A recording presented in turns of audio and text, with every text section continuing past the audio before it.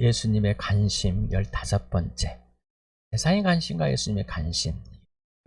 계속해서 같이 고민해보고 또 같이 함께 찾아보고 하는 시간을 찾아왔습니다. 우리는 변하지 않는 게 있습니다.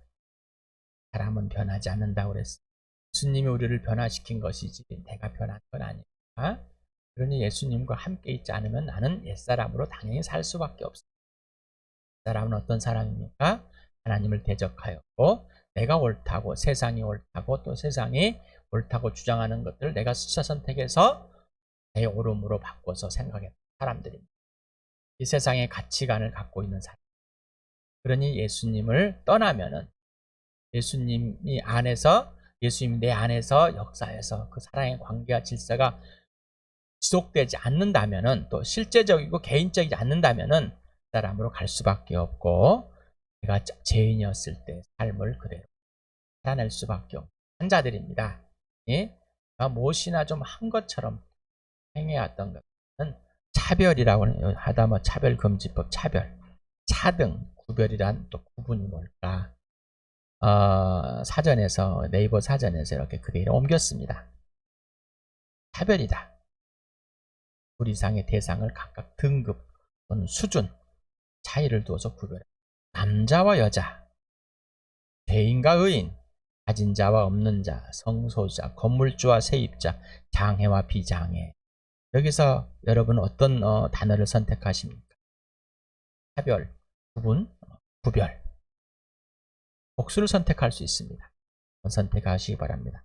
남자와 여자, 죄인과 의인, 가진 자와 없는 자. 가진 자는 세상의 모든 걸 말합니다. 없는 자에 또 오는 것 똑같은 거. 성소수자, 건물주와 세입자, 장애와 비장애. 어떻게 구분하십니까?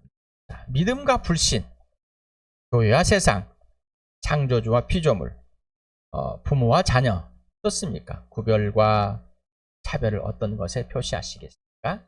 예수님의 관심은 뭘까요? 구별입니다. 세상의 관심은 뭐예요? 차별입니다. 창조주 하나님, 피조물, 사람을 볼 때 창조주 하나님은 죽이시는 분, 저는 꼭 죽어야만 하는 분, 죽여야 하는 사람. 창조주 하나님은 살리시는 분, 나는 꼭 살아나야만 하는 사람. 구별과 차별, 구별과 차별을 모든 사람에게 분명하게 보여준 사람. 부활입니다. 부활이 이렇게 구별과 차별을, 죄라는 것은 죽음입니다. 차별일까요? 구별일까요? 혼란이 오기 시작하십니까?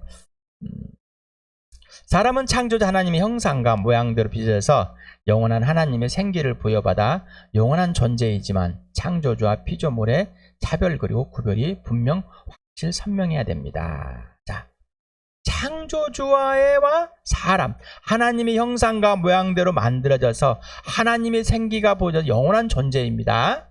자, 그런데 사람과 창조주 하나님과 사람은 분명히 구별이 되어야 합니다. 또한 차별도 되는 겁니다.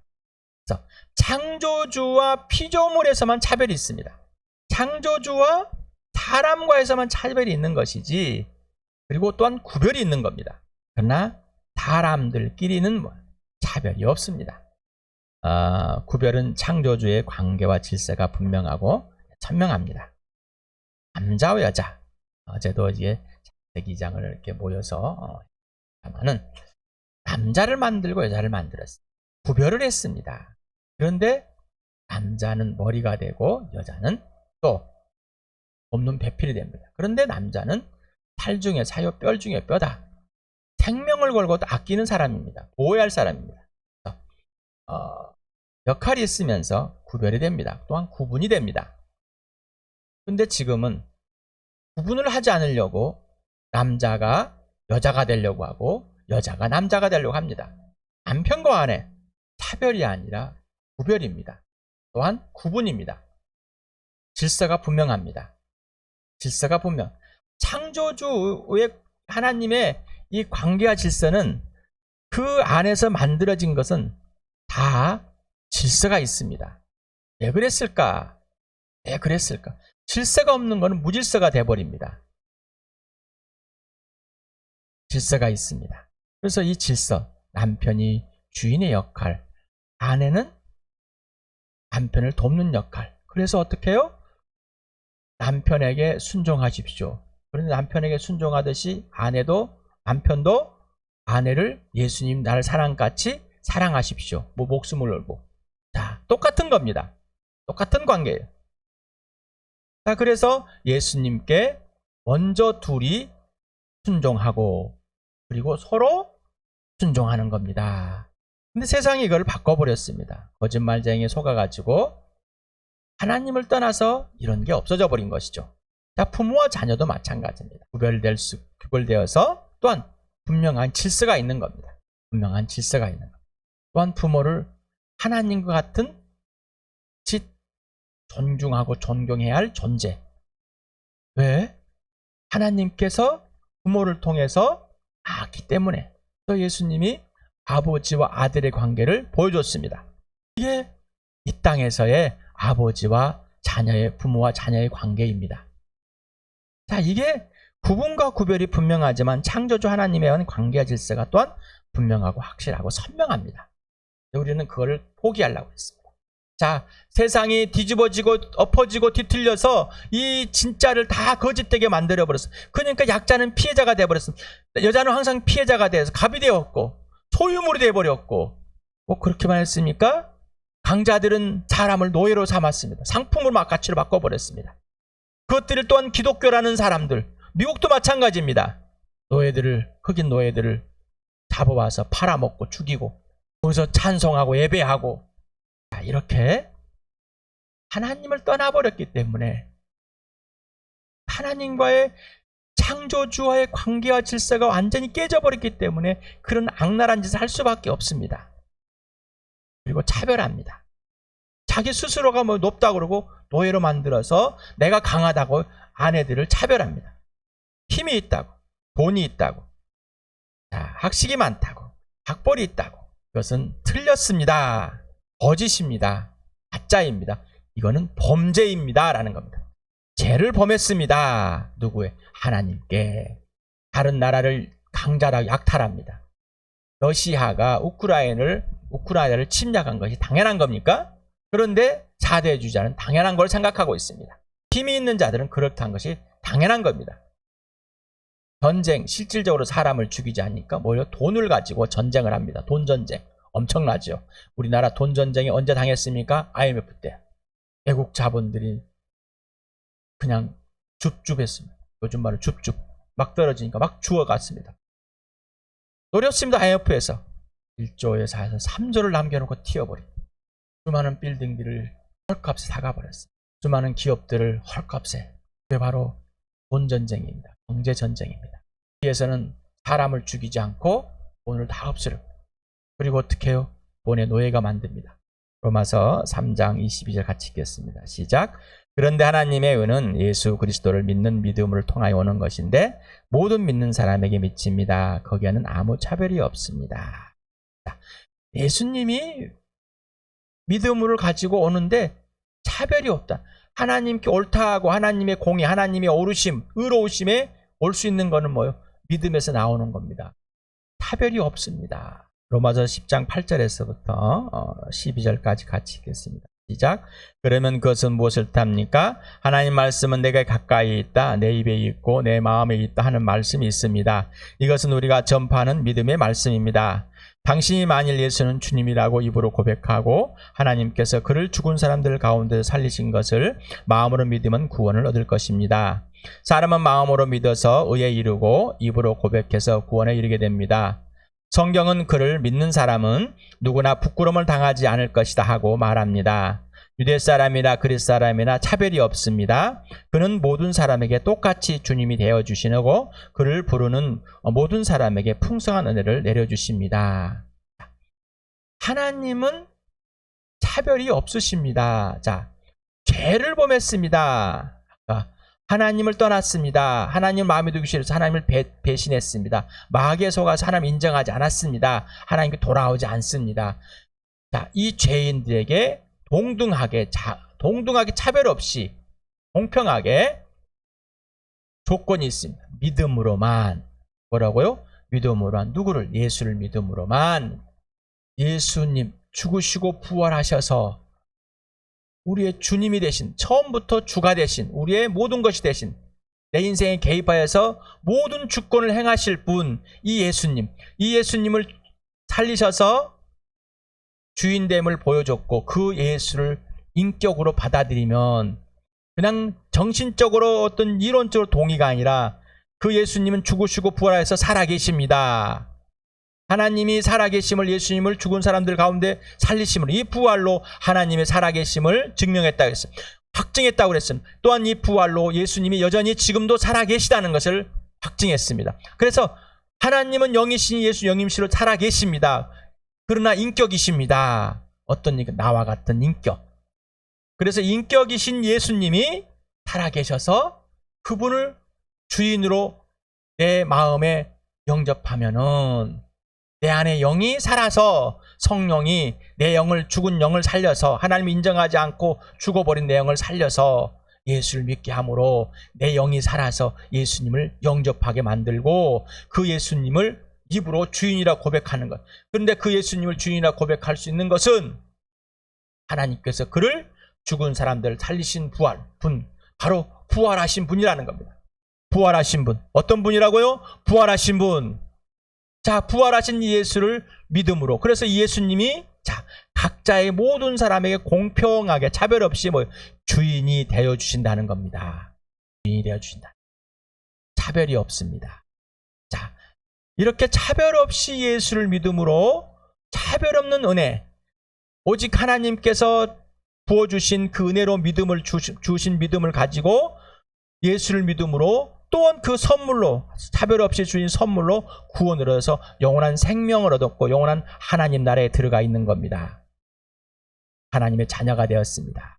하나님의 자녀가 되는 조건에 여러분 차별이 있었습니까? 그런데 교회당에 차별을 만듭니다.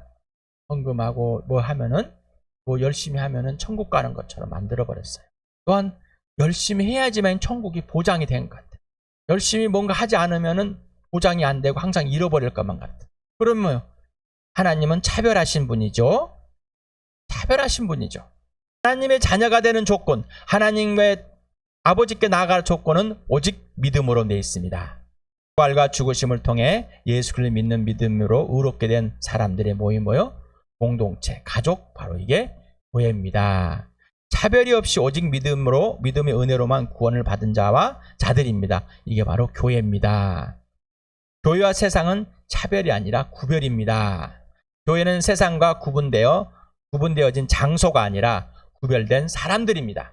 하나님의 나라가 된 사람들, 하나님의 심이 된 사람들, 하나님의 자녀들, 바로 예수님의 동생들입니다. 그래서 예수님의 동생이기 때문에 하나님의 자녀가 된 겁니다. 하나님의 가족이 된 겁니다. 이 교회입니다.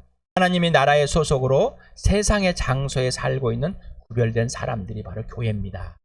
교회, 에클레시아라고 했죠. 자, 뽑아서 클래스를 만들어, 세상에서 속아내가지고 이쪽에 한 클래스를, 한 반을 만들어주는, 한 모임 만들어주는, 이게 교회라고 그랬어요. 세상에 속하지 않는 사람들, 하나님에 속한 사람들, 하나님의 가족, 오직 믿음의 은혜로 차별 없이 죽음의 생명으로 구원 얻은 자들, 바로 나와 당신입니다. 이 차별 없이 죽음의 생명으로 옮겨졌습니까? 오직 예수를 믿음으로, 오직 그 예수님을 주님으로 받아들이고 그 예수를 죽은 사람들 가운데서 하나님께 살리신 분이라, 이 부활을 통해서 예수를 믿었습니까?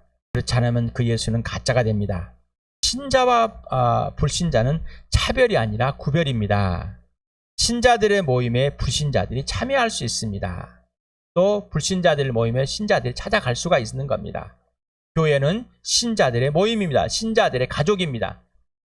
그래서 이 회당, 시나고게라는 회당이 이스라엘 백성들이 흩어졌을 때 성전에서 모이지 못해서 그냥 이렇게 몇 사람들이 모이고, 또 거기에 모이다 보니까 이방 사람들도 와서 모이고, 얼마든지 누구든지 와서 모일 수 있는 장소, 또 예배도 하고 말씀도 가르치고 교제도 하고 여러 가지 다양한 역할을 했어요. 바로 모임의 장소입니다. 거기는 이거를 가지고 또한 이 교회라고 하고 성전이라고 하고 끌어들여서 자기 주장에 맞추면 안 됩니다.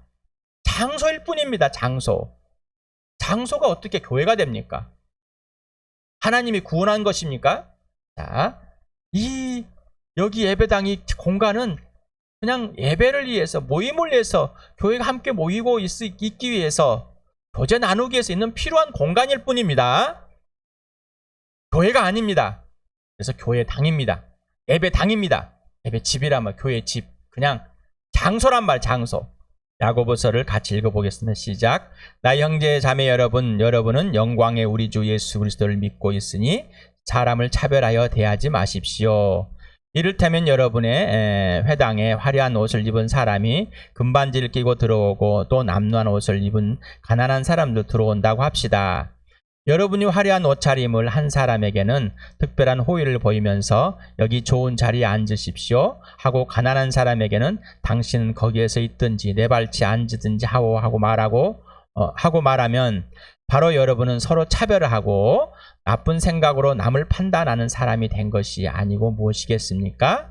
사랑하는 형제자매 여러분, 들으십시오. 하나님께서는 세상에 가난한 사람을 택하셔서 믿음에 부유한 사람이 되게 하시고 하나님을 사랑하는 이들에게 약속하신 그 나라의 상속자가 되게 하지 않았습니까?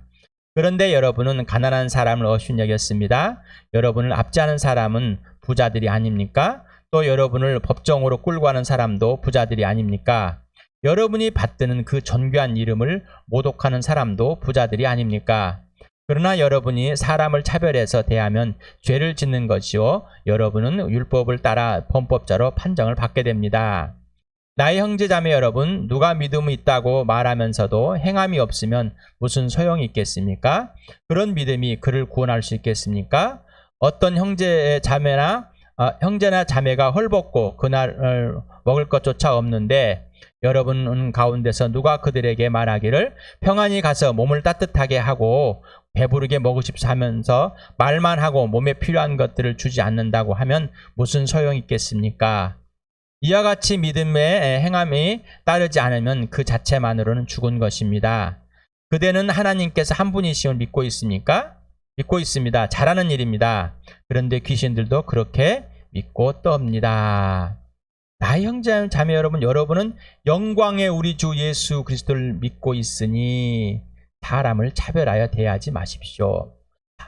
여러분은 예수님께 차별 없이 모습 이대로 예수님이 만나주셨고 여러분을 구원했습니다. 그리고 그 예수를 믿고 있습니다. 예수를 믿고 있는데 여러분 차별받지 않고 있는데 왜 옛사람인 세상의 가치관을 끌고 들어와서 사람을 차별합니까? 라는 겁니다. 자, 여기서 회당은 그냥 예수 믿는 사람들만 모이는 것인지 아니면 유대인들도 같이 모이고 있는 것인지 싫지는 않습니다. 그러나 야고보는 이 편지를 누구에 썼습니까? 예수 믿는 사람들한테 쓴 겁니다. 예수 믿는 사람들한테. 근데 이 회당에 모일 때 신자든 불신자든 모르지만은 유대인이 모르지만은 거기에는 부자들도 있고 가난자들도 있단 말입니다. 근데 부자들이 오면은 어떻게 앞에 앉히고 귀하게 대합니다. 근데 가난한 사람들이 오면은요, 앉든지 말든지 이 맘대로 있다 가든지 말든지 차별하고 있다는 겁니다. 차별.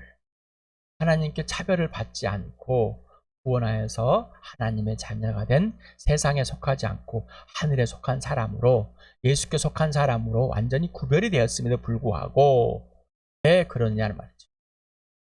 왜 옛사람대로 세상의 가치관으로 차별을 하느냐.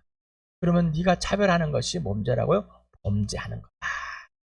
아니, 세상엔 다 그러는데 그러면 예수님이 여러분을 차별하면 여러분은 떨어져 나가는 겁니다. 여러분을 여전히 용서하시고 용납하시고 사랑하여서 있는 모습 그대로 품어주십니다. 성령께서 여러분을 구원의 보증이 되어시고 인치임 되어서 그대로 여러분을 지켜주십니다. 자, 그러고 있는 것이 여러분이 믿음에서 안 떨어나고 있는 것이지 여러분 스스로가 믿음을 지켜나가는 거 아닙니다. 근데 왜 믿음을 지키라고 했을까? 예수님과 관계에 온전한 것이 회복해라. 개인적이고 실질적이고 지속적으로 창조자 피조물의 관계를 질서 있게 사랑의 관계 속에서 회복하라. 예수님과 친밀한 교제 속에서 계속 사귀어라. 이 말입니다. 우리가 어떤 믿음을 지켜가지고 믿음을 해결하는 것이 아니라 그 관계를 계속해서 지속하라는 겁니다. 차별 없는 것. 자, 하나님 한 분이시고 하나님이 있다는 것을 믿는 건 잘하는 것입니다. 근데 누구도 그러신다고요? 귀신도. 그러니까 명목상 그러지 말라는 얘기입니다. 명목상 내가 예수 믿고 있어, 명목상 그러지 말라는 겁니다. 단순히 구원으로 천국 가는 수준으로, 종교로 해서 예수님이, 하나님이 나를 도와줘서 부자 되고 뭐 만들어주는 그런 수준으로 하나님과 예수님과 성령님을 이용하지 마시 바랍니다. 종교로 만들지 마, 우상으로 만들지 마시 바랍니다. 자, 다시 한번, 세상에 관심이었습니다. 예수님 관심입니다. 예수님이 나를 어떻게 대하는지를 분명히 아실 바랍니다. 자, 이런 사소한 것까지 성령께서 우리를 알려주십니다. 왜 그렇게 대하니라고. 불만이 있고 불평이 되고 부족하고 내 눈에는 꺼리낀 사람들이 있습니다. 자, 이게 지금이 은혜의 띠입니다. 왜? 그걸 보고 있는 중이 지금 나는 죄를 범하고 있는 중이기 때문입니다. 죄를 범하고 있는 것, 죄가 있는 곳에 뭐가 있다고요? 은혜가 있다. 그래서 아시길 바랍니다. 내가 지금 범하고 있는 나를 예수님 내치지 않고 나를 먼저 용서하시고 나를 사랑하시고 용납해 주시고 있다는 것을 알아야지. 맞아, 내가 이렇게 받고 있는데, 내가 너를 미워하고 있는데, 내가 너를 차별하고 있는데, 너를 내가 불편하게 여기고 있는데, 이런 나를 품어주시는 예수님 사랑입니다. 그런 사랑이십니다. 그러니 자, 내가 예수님과의 직접적인 관계가 있어야지 그 사실을 알 수 있습니다. 예수님이 차별하지 않고 부활과 죽으심으로 보여주시고 공평한 믿음으로 하나님 아버지께 나아가게 해주신 차별 없는 은혜를 입은 자임을 항상 인식하고 행하시길 바랍니다. 그럼 나는 어떤 죄인이었는가? 그리고 나는 지금 어떤 범죄함을 입고 있는가? 예수님 왜 죽어야만 하는가?